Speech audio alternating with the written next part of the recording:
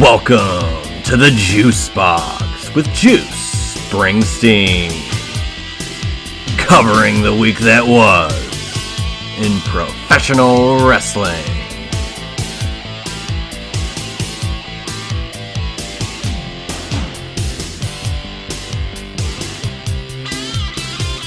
Well, if you're looking for unbiased journalism and some hot takes in the pro wrestling world, you have found your spot right here on the Juice Box. I am Juice Springsteen once again, here to talk about pro wrestling, what happened this past week, the Elimination Chamber, the Tony Khan important announcement. A lot of interesting things happened over the past week, and we're going to get to them right now. As always, you can follow me on Twitter at JuicySteen. You can follow my wrestling t-shirt account at Juicy Wrestling Closet. And on iTunes, you can rate this 5 stars. JuicySteen.podbean.com as well. Hell of a week. Hell of a weekend. I watched Elimination Chamber with fellow Chairshot Reality co-host and legend Josh Eisenberg, along with some other fellow wrestling fans. Shout out to Josh Cross. And what a show. The crowd did not disappoint. The show didn't disappoint. But to some, the main event and the finish of the main event did disappoint. And I'm not sure that should be the case. The Chamber as a whole, generally, the Elimination Chamber pay-per-view isn't really that big of a deal. As, you know, it got taken away for Fastlane. It was used for, I think it was in Saudi Arabia last year. This was the most successful Elimination Chamber event of all time, as touted by WWE. And rightfully so. Montreal seemed to be a great host city. They had SmackDown the night before, which really propelled Sami Zayn and the momentum that he had going into his main event match with Roman Reigns at the pay-per-view or premium live event. The crowds were just electric. Some might say incrinculant. And did not disappoint. We will get into the Chamber review. It's just over the results and where I see things going forward, because Raw didn't give us too much in the way of furthering the storylines. SmackDown, of course, later on tonight, we'll see how that plays out with the Roman of it all.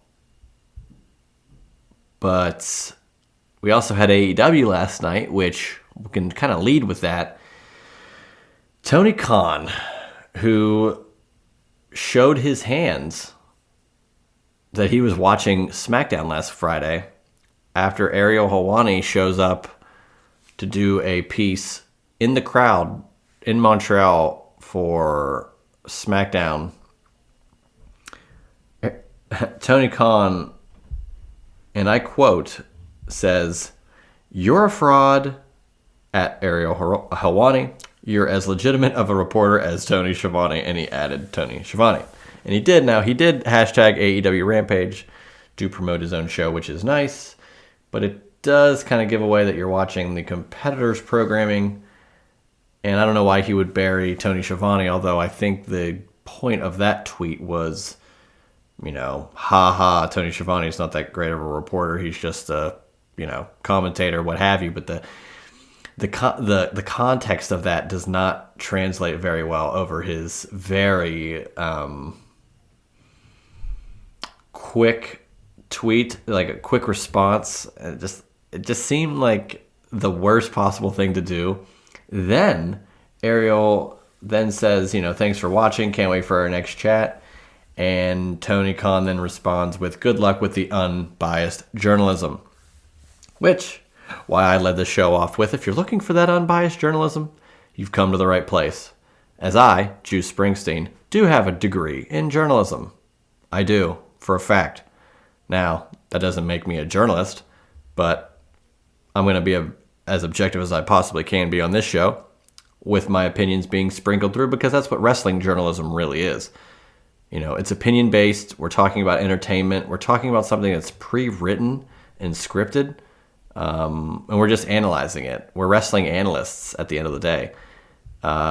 Stories that come out, it's very rare that if there's no, like, live events happen, and I, and other people will live tweet them, and you could say that's reporting, but they're not going into a publication the next day, because wrestling happens all the time. It happens Monday, and then for 2 days, nothing.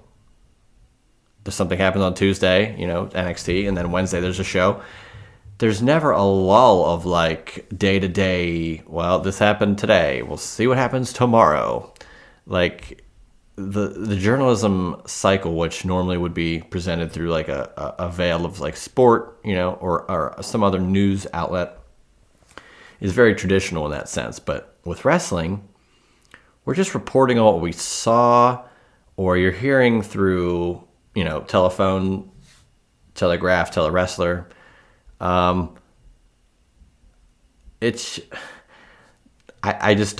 don't get the obsession with referring to people as wrestling journalists when wrestling is not a form of entertainment that truly can be reported on like your generalized news, because news happens all the time at random.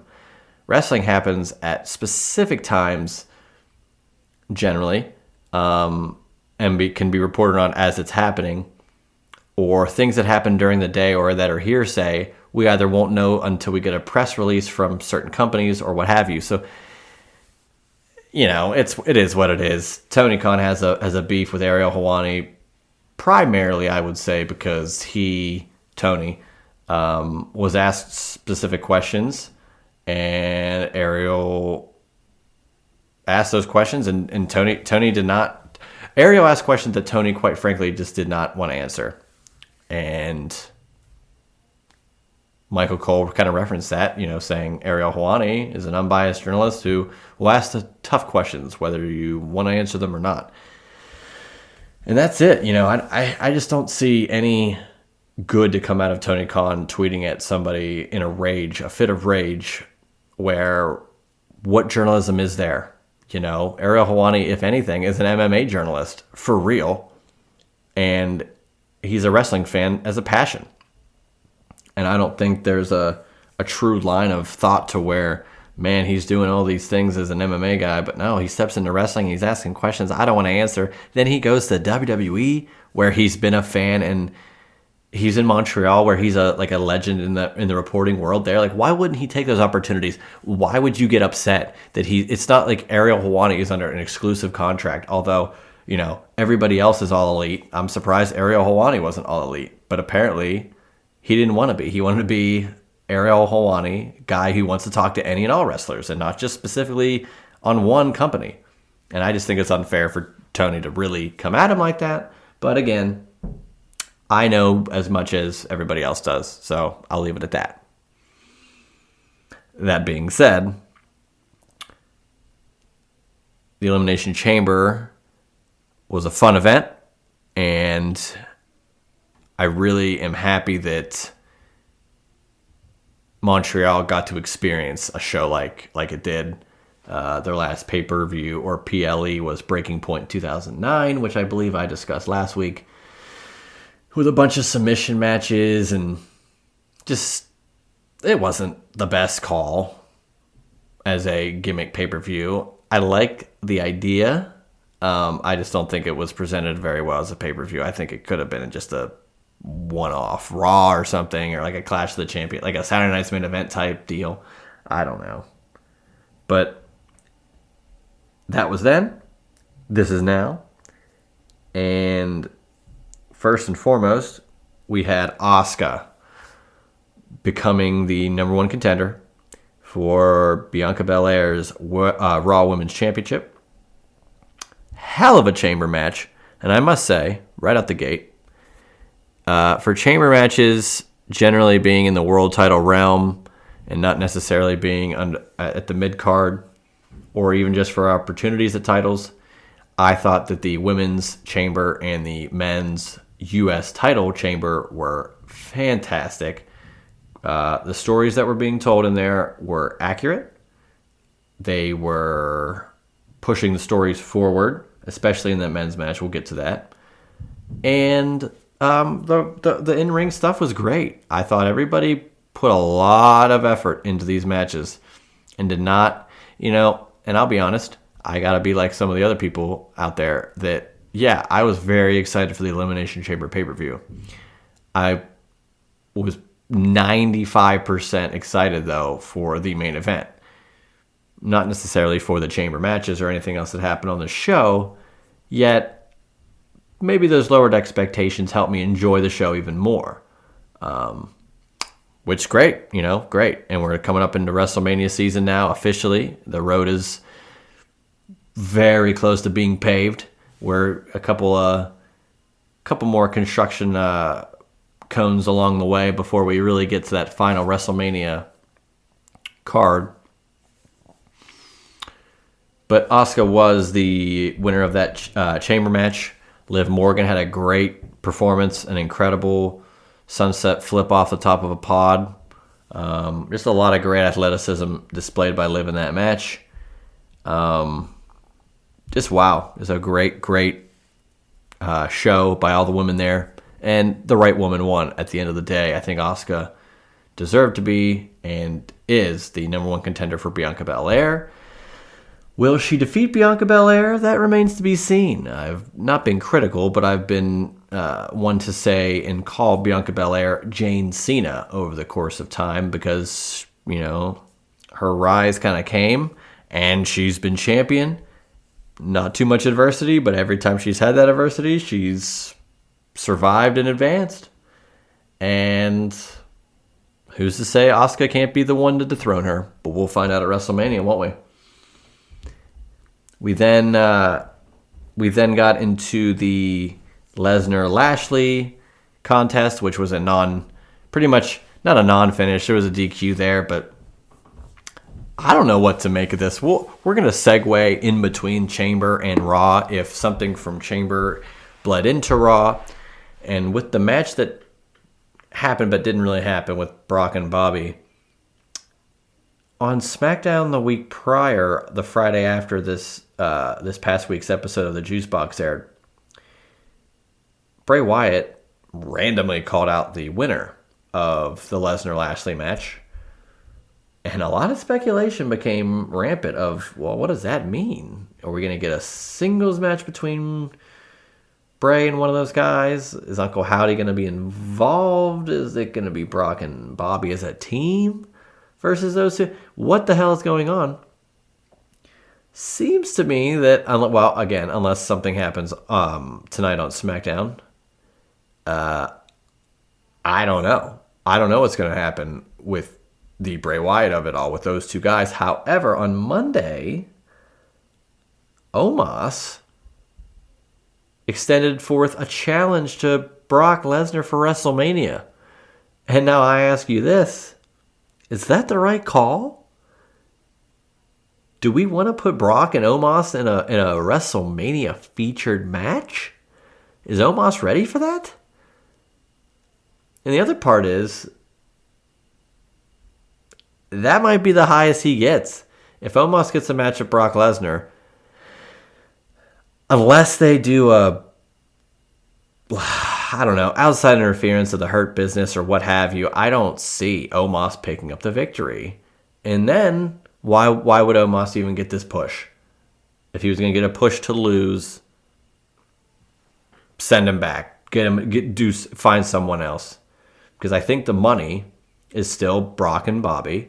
And I think because of the outside interference, and no, not with Bray, not Uncle Howdy, they need to do something on their own. Unless Brock and Bobby become the next two-man power trip and fight Howdy and Bray at WrestleMania, and we find out eventually who Howdy is, I think the money is Brock and Bobby in a cage, Hell in a Cell, maybe even a fight pit match, which I think would be very, very interesting. But yeah, I hope we don't get Omos and Brock Lesnar, but stranger things have happened. We then go into the Edge Beth Phoenix versus Judgment Day match. Great entrance for Edge and Beth Phoenix.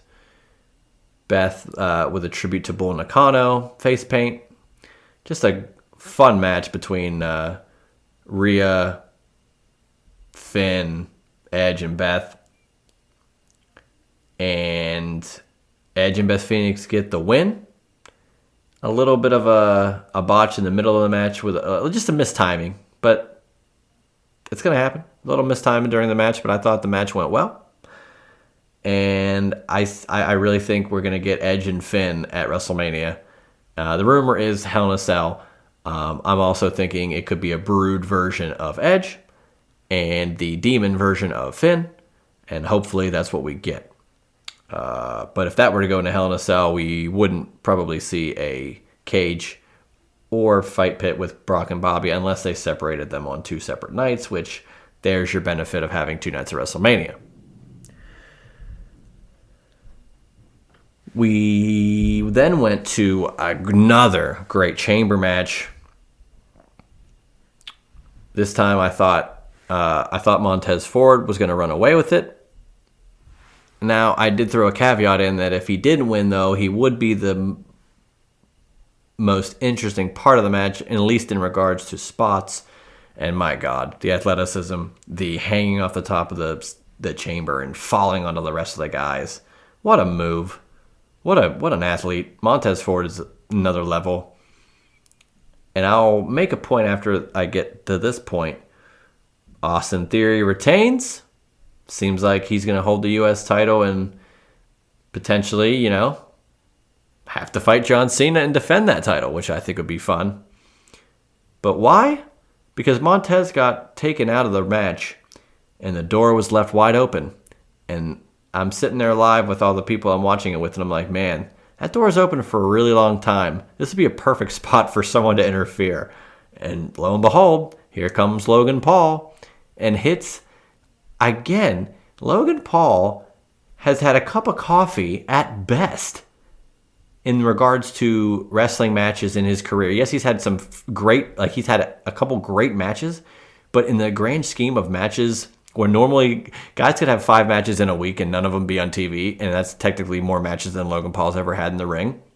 But Logan Paul, every time he's on screen, match at WrestleMania, match at Saudi Arabia, match at SummerSlam, selfie with a splash through Roman at Saudi, he makes every moment matter and count. And a natural heel by all accounts. And Seth Rollins takes a wicked buckshot lariat from Logan Paul. Logan Paul is hitting a better buckshot lariat than Hangman Page. Yikes.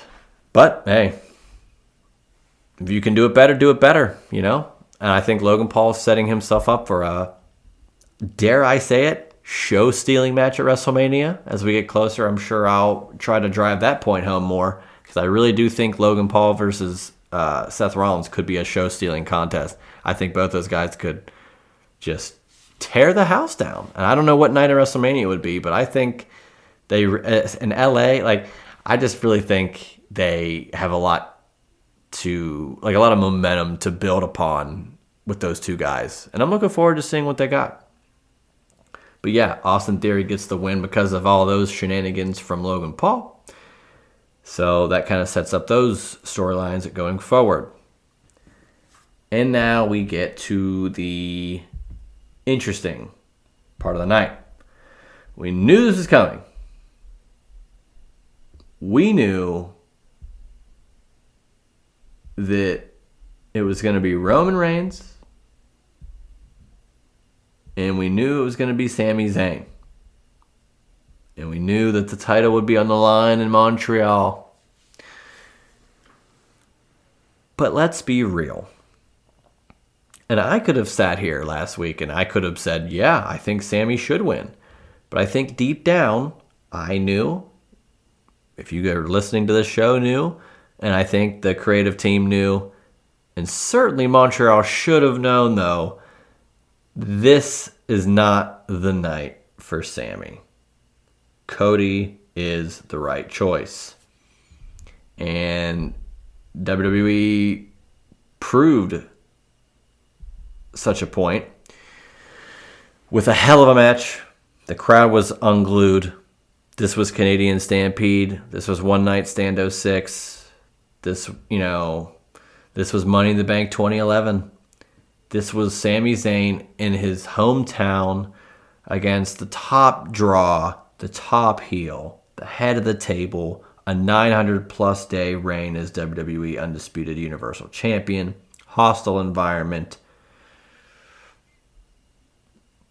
But Sami Zayn is not Daniel Bryan. He's not Kofi Kingston.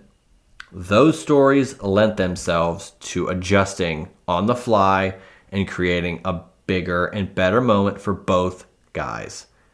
In both of those cases, they culminated at WrestleMania. This case happened to just be a perfect storm. The storytelling was absolutely genius up until this point. And of course, it had to be in Montreal. But it was never going to be more than a title shot in Montreal. I think a lot of us are caught in the moment. We want to relive Kofi Mania. We want to relive Yeselmania. We want to relive the moments that have been some of the best moments, quite frankly, in the last 10 to 15 years of WWE. But you can't force what's not there. And I think the story is there with Cody. The story was there for Sammy. But Sammy was never going to be the one to beat Roman. And I get it. And Triple H said it at the presser after the show. Sami Zayn reminds him a lot of Mick Foley.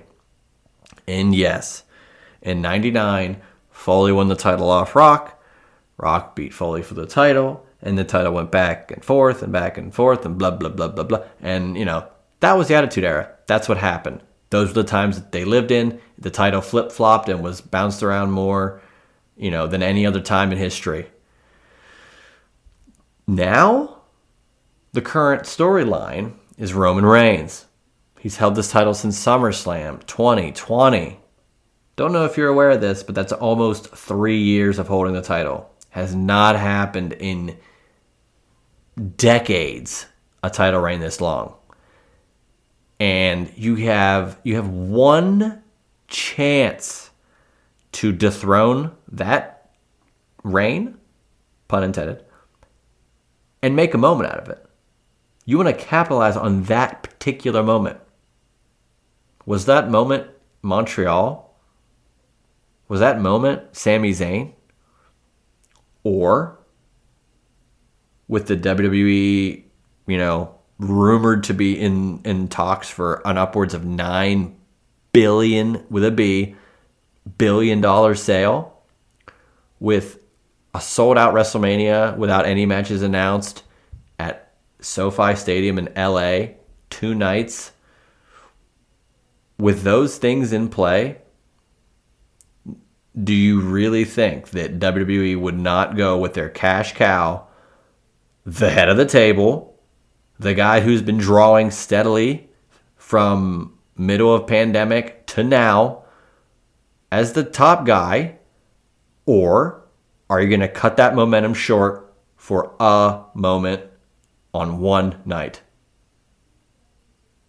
Are you going to lead WrestleMania? Are you going to go into WrestleMania with an underdog champion and Roman chasing the title and it being a rematch? And or can Roman have a great title reign? He has this challenger kind of from within, and he's on that guy's home turf, his own country. All the odds seem to be against Roman, even though he's champion. And Roman still rips the hearts out of everybody in that building. I think WWE made the right call. Again, it wasn't Bryan, it wasn't Kofi. Those are two separate, and they were connected in the way of, things had to be changed to kind of get these things in motion. The fans wanted it a certain way and made it happen, quite frankly. The Sammy thing kind of happened organically, but the fans hopped on board. And this was always going to be the culmination. Now, again, I don't know what WrestleMania holds. We are just days removed from the Chamber show. But, barring any outside or unforeseen booking or storyline changes, it's going to be Cody versus Roman at WrestleMania. And if Roman's going to lose the title, it should be to Cody Rhodes. Say there's not a story or not. I think it's the right call.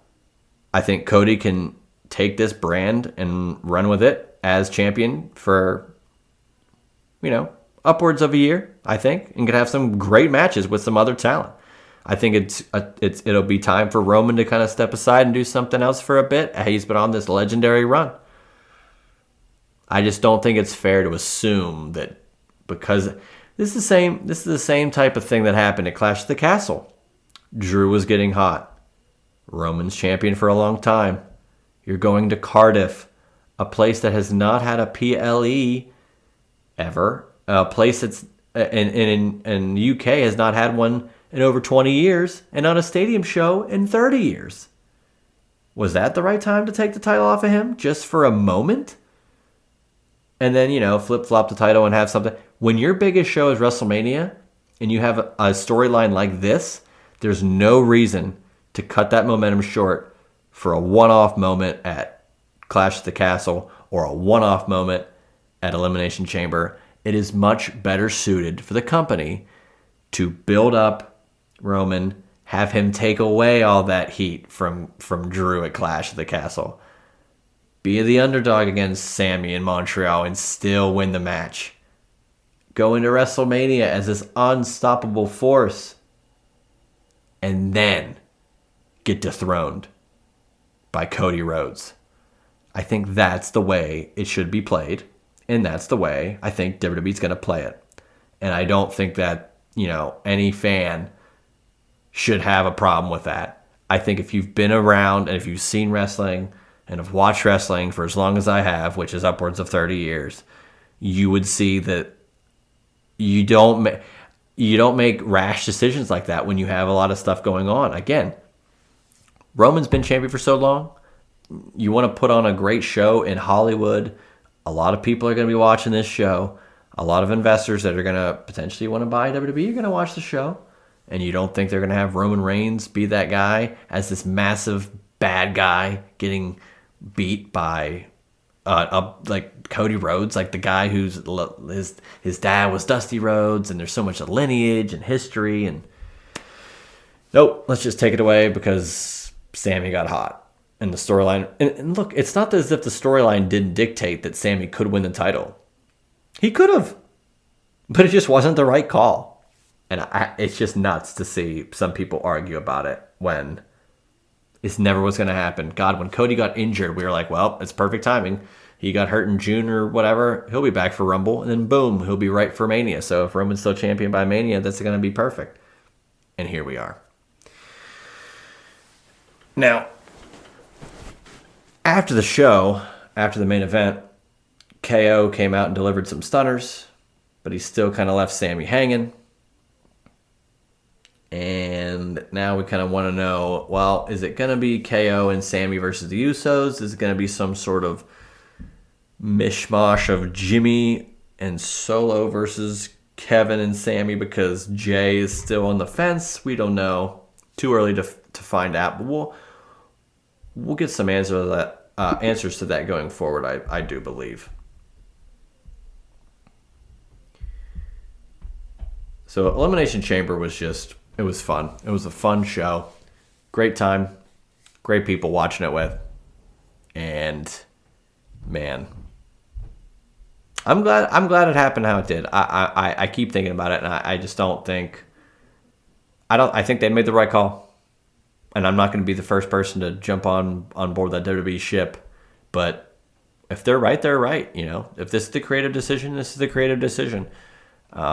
I think they know what they have, and I think That's the other part is I think they are optimizing and capitalizing on the moments that they can get along the way. If you know you can take Roman to WrestleMania and have him lose to someone that you can kind of grow and have this organic story of his dad never winning the WWE title and all these other things, if you have that kind of in waiting, but you strike lucky, hey, we're doing a pay-per-view in the UK and Drew's hot all of a sudden, boom, have that big match. You get a great match. The payoff is going to be a lot of heat. And it works.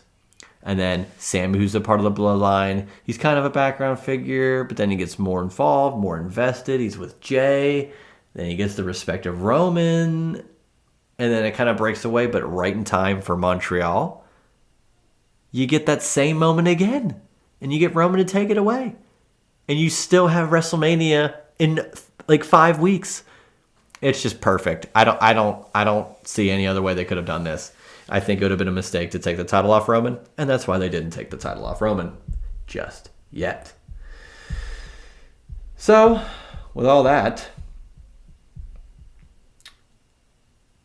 it's just, it's interesting. Elimination Chamber was a fun show, and I think it's tough.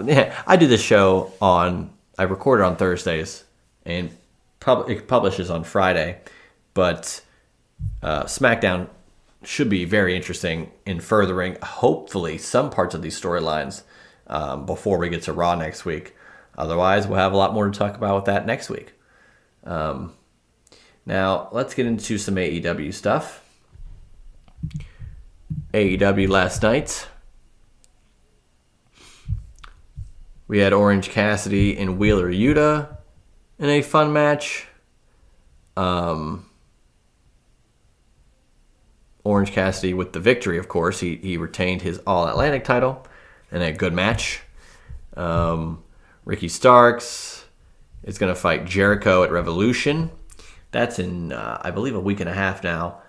We will do the predictions for that pay-per-view coming up next week. Should be a fun show. We have the solidified 60-minute Iron Man match happening. And I think it's going to be, some might say, incrinculant, that match. But yeah, Jericho Stark's going to have a match. The Acclaim versus the Firm's Lee Moriarty and Big Bill. Acclaim win. I believe it's going to be a 4-way with the Acclaimed, the Guns. Later on, Jeff Jarrett and Jay Lethal won, so they're going to be in the tag title match. And then we'll get one more team next week in a fatal 4-way for those titles at Revolution. So that was fun. Christian Cage was going to get interviewed and then got jumped by Jungle Boy.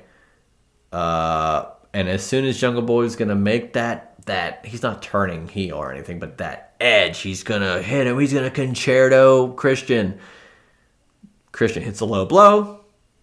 Bounces Jungle Boy's head off the chair continuously, and he was gushing blood, and that's how that segment ended. Can't wait to see Jack Perry get his revenge. Saraya defeated Sky Blue.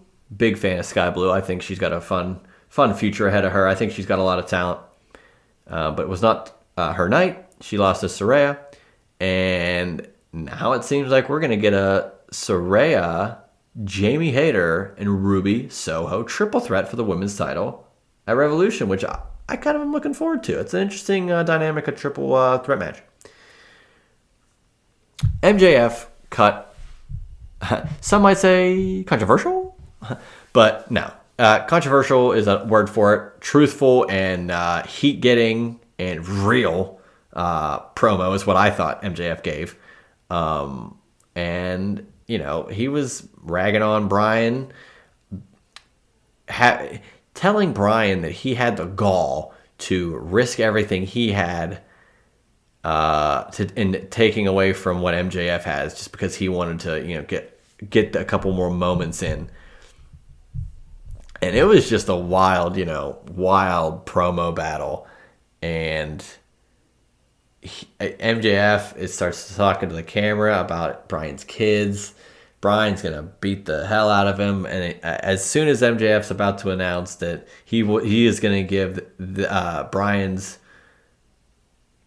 He's talking to the kids, and he says, I'm going to give your dad on-set CT. And then got, beat up. They had a pull-apart brawl, but he's about to say CTE. They're going pretty far. But people talk about... That's the thing. Some people are going to be like, oh, this is controversial. He's talking about pills and suicide and CTE and his kids. All that's real. All that stuff is real. Why do people want a filter on wrestling when at the same time, oh, I mean, I wish I could relate to these guys more. I wish I could relate to these wrestlers more. But as soon as the wrestler says something that maybe they can relate to, but they don't want to talk about it, then it's controversial? What the hell? You can't win. You're damned if you do, and you're damned if you don't. I say what's on your mind. If you've lived through something and you think it's worth telling your story and presenting it like that, go right ahead and say it. I don't think Tony Khan would allow something that wasn't, worthwhile putting on TV if he didn't think it was worthwhile being on TV. If MJF had a problem with pills and suicide, and he wants to mention how he wants to give Bryan Danielson CTE. Bryan's had a history of concussions, and that he was out of the ring for a couple of years. And if MJF had those real problems at home, or he's having trouble at home, if he wants to put that out on the air, that's his doing. No one's telling him to do that. No one's telling him to say that. So I don't think it's controversial. Meanwhile, you have Jon Moxley putting a headlock on Evil Uno as he's bleeding, and there's blood squirting out of his mask, like a CZW match. But people don't, people turn a blind eye to that. That's not controversial. And I'm not saying it is. And I'm not offended by it. I thought that was a hell of a visual. I thought Evil Uno having blood coming out of his face, getting headlocked, and it putting so much pressure on his veins that it was like spurting blood out of his head, out of his mask. I thought that was a hell of a visual. I thought, that's good TV. Some people don't like the blood. Storytelling, baby. This is old school. I like it. What I'm just saying is if some people will cheer that on, but they'll be upset if someone talks about suicide or pills or something. I'm honestly just saying what MJF was talking about. When in reality, the blood was almost manufactured. The stuff that MJF's saying is not manufactured. You can't have it all. Some stuff's gonna hit, some stuff's not. People, Eric Bischoff has been quoted as saying wrestling should be a buffet, something for everybody. It might not all be for you, but some of it should be, and some of it should be for other people. If you don't like the blood, turn it off. If you don't like MJF talking about his real life stuff because it hits close to home to you, first of all, if you're relating to MJF, that makes you and should make you an MJF fan and supporter. You should believe in MJF because you can relate to him. If you can't and you hate his guts and you relate to Bryan and his kids and you don't want to leave your kids with nothing if you have CTE, defend Bryan. So it's just wrestling. It's just good storytelling. They're on another level. Can't wait for their 60-minute Iron Man match. We'll get to that in the preview section next week. Can't wait to get to it. But those are my thoughts on that.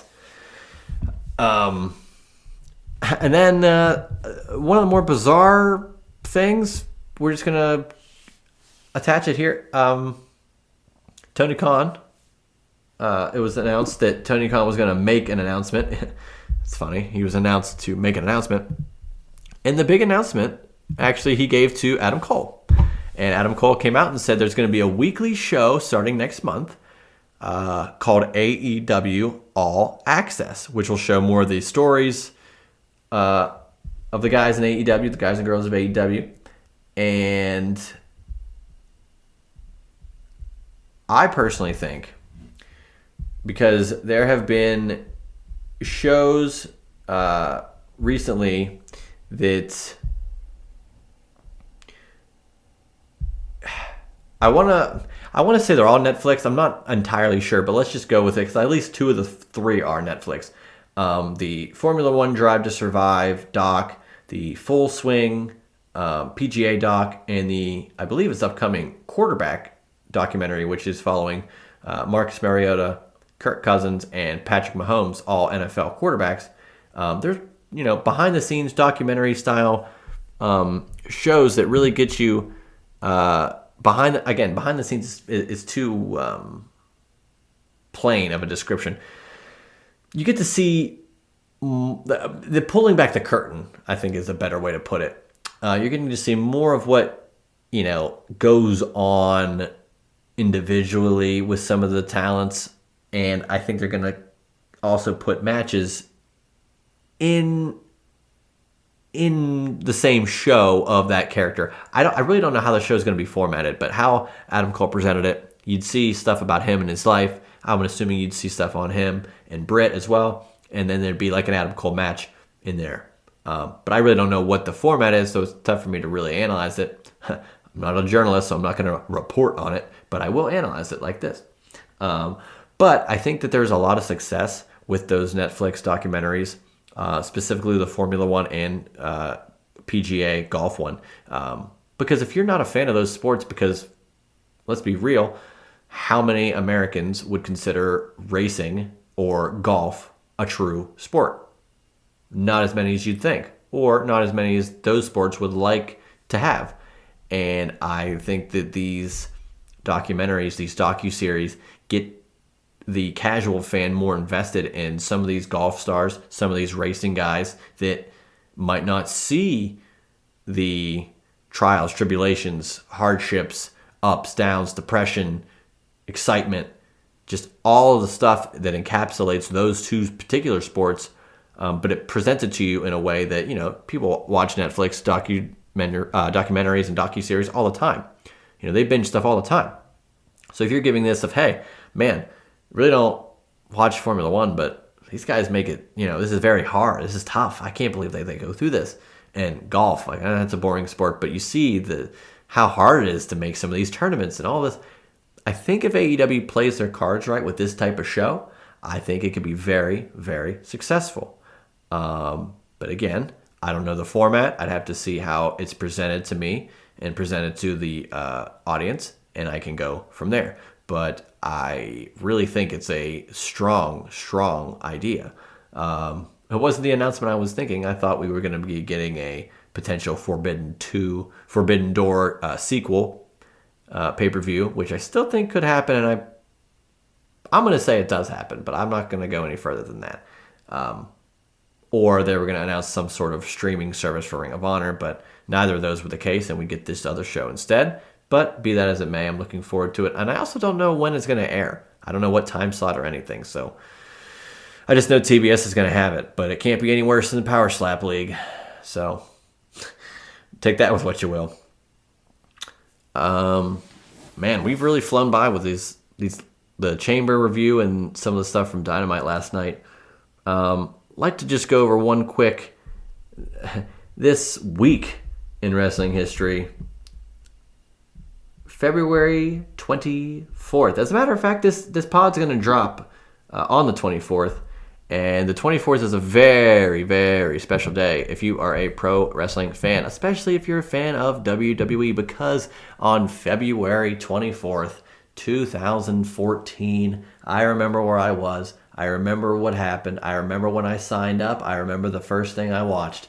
The WWE Network launched February 24th, 2014, 9 years ago today.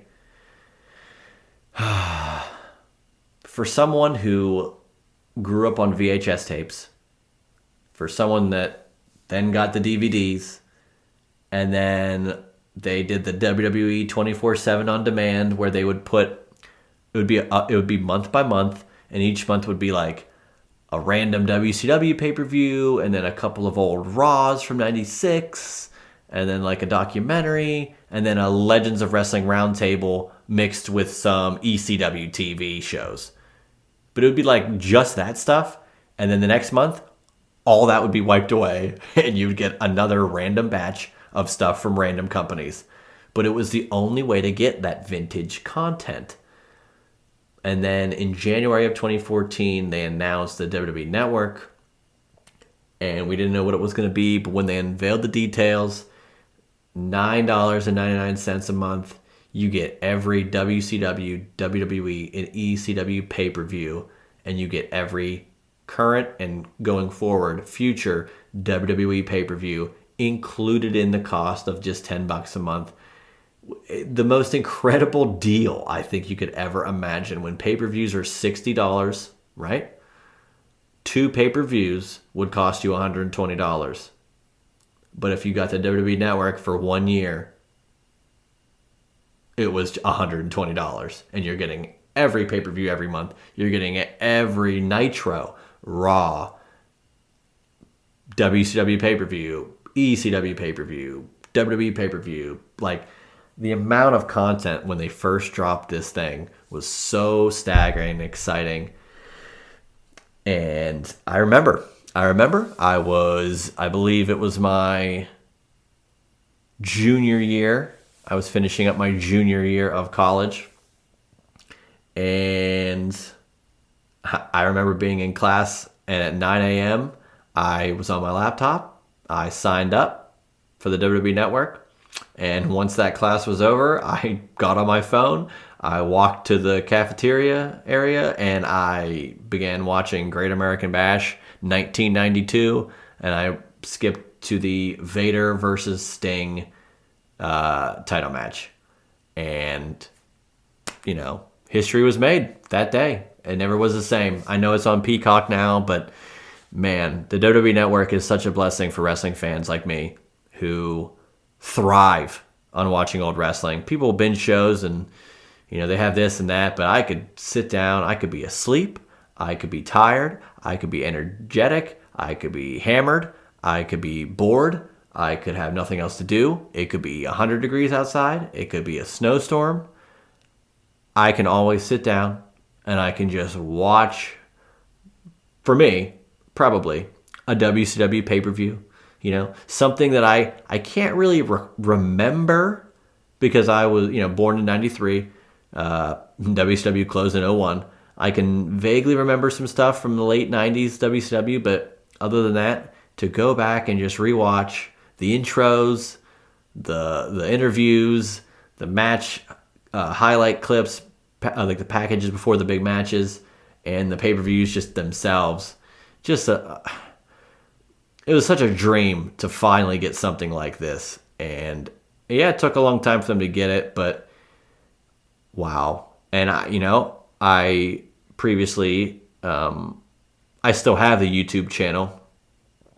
I had a YouTube channel where I did a lot of wrestling DVD reviews and such, among other wrestling related items. And I remember when this first got announced, people were, thrilled, as I was, of course, still am. But they were like, man, I guess we got to get rid of all our DVDs and tapes and everything. And I'm like, no, you probably shouldn't, because even though, yeah, this is a great network and everything, but what happens if you don't have internet access, or they decide to take something off, like Netflix or HBO? Like, some of these streaming sites just take content away for whatever reason. Or in the specific WWE realm, not having licensed music, not having Limp Bizkit for WrestleMania 17, not having Enter Sandman for One Night Stand 05, not having DDP's entrance song, and not having New Jack's entrance song, dubbed songs of songs that we loved and you remember, Self High Five. And it's just like generic ass guitar riffs, that my dad could be, strumming out there for DDP. And it's a shame that we don't get, and that's all respect to my dad, great guitar player, we don't get the actual, live footage from those shows. So my thinking is, if you have some of those tapes, DVDs, what have you, and they never fix these types of issues or want to get those licenses, but you want to still access those shows, I think you should keep those items. Keep physical media. I'm a big proponent of physical media as an archivist myself. And yeah, I just think that now that it's on Peacock, I think, the WWE Network as a whole, I think it's better on Peacock, because for me, I don't have to pay anything extra. I get Peacock with the cable service as is, so I get it for free. Now, there's some ads and stuff, but that's a small price to pay, $0, to get the content that you get with the WWE Network. But standalone, nothing beat it. And I kind of hope it happens. I don't think it'll ever come back to that, at least for the near future, go back to a standalone thing, especially if WWE gets sold. I think the network's rights and stuff could get up in the air and go somewhere. But as long as they don't take away those pay-per-views and stuff, I'll be happy. I'll be content for, the rest of my life as long as I've got access to watching old wrestling, because when you're a wrestling fan, old is new, new is old, everything's great. When wrestling's great, it's really great. And the Elimination Chamber pay-per-view last weekend was really great. And I really think WrestleMania will be great this year. This has been the Juice Box. As always, you can follow me on Twitter at JuicySteen. Follow this podcast at juicysteen.podbean.com. Rate and review. Subscribe on iTunes. Give me a 5-star review. That'd be great to help this show grow. As well, you can go to Instagram and follow my Instagram wrestling shirt account, Juicy Wrestling Closet, for all wrestling memorabilia and other ventures I do with wrestling on that IG page. But other than that, go to Twitter, follow, see what's going on there, see what's happening, and we will be previewing AEW Revolution next week. And I do think over the next couple weeks, there's a chance, we might get a guest finally on the Juice Box. Now I know I'm solo, and I do like it that way. But I do think we're going to get some banter going forward in the upcoming weeks. So stay tuned for that. As always, I'm Juice Springsteen, and I will see you guys next week with another episode of The Juice Box. That was The Juice Box with Juice Springsteen. Make sure to subscribe to The Juice Box wherever you listen to podcasts.